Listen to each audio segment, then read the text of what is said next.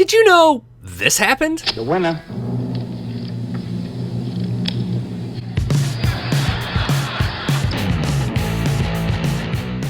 Since 1968, the CMA Awards have been a family-friendly broadcast, mostly. There have been sentimental moments like Alan Jackson singing Where Were You and Blake Shelton's speech when he won Song of the Year in 2012, and there's been a little bit of fire, like Miranda Lambert's performance of Kerosene and our pal Charlie Rich at the 1975 awards.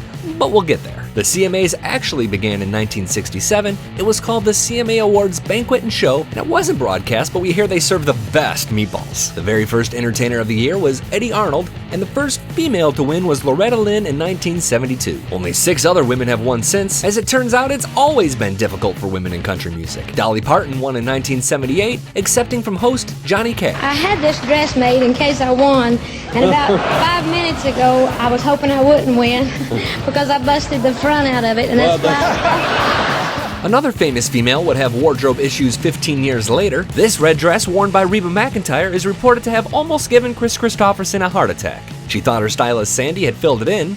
Oh, we did quite a bit. So I don't think quite a bit.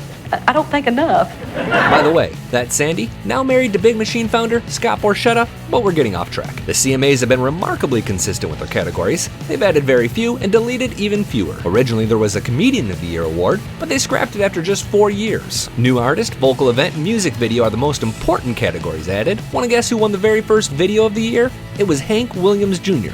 Yep, Bocephus won for this vid, which like so many music videos filmed in the 80s, is kind of ridiculous to watch now. Garth Brooks and Kenny Chesney are tied for most Entertainer of the Year wins. Taylor Swift has 2, which upsets some people who think country went pop. But those people forget country has always embraced pop. Kenny Rogers, Ronnie Milsap, Olivia Newton-John, they all have CMAs on their mantles. So does this guy, the late John Denver. That's the name Charlie Rich was burning. He says he was hopped up on prescription drugs and gin and tonics when he burned the Entertainer of the Year envelope. Denver didn't see it.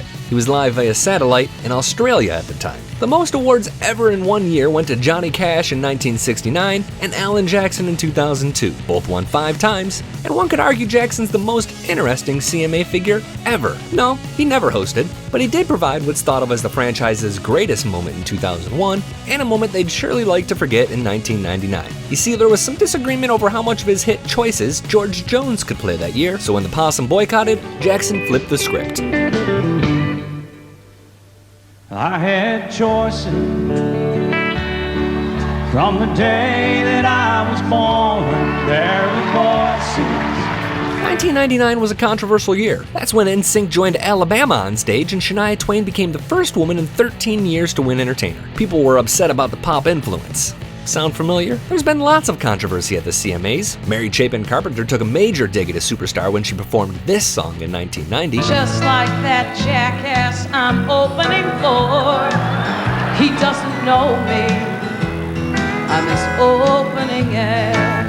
In 1992, red ribbons were popular to sport AIDS victims. The CMA folks at first encouraged artists to wear green ribbons instead, but Kathy Mattea wore 3 red ribbons and in an unscripted moment talked about her friends who died from the disease. And here we thought Faith Hill's reaction to Carrie Underwood was baked potatoes. So now you know the CMA Awards, the longest running annual music awards program on network television. Other things to know, the first trophies were designed to resemble a chart bullet and made of a rich walnut. But due to a shortage, they switched to hand-blown crystal in 1983, now made in Italy, assembled in Nashville. Winners don't get their actual award until weeks later, and the all-time leader in wins and nominations is George Strait. Dolly doesn't have half as many nods as the king, but she may have the all-time best zinger. My daddy said that's what I got for putting 50 pounds of mud in a 5-pound bag.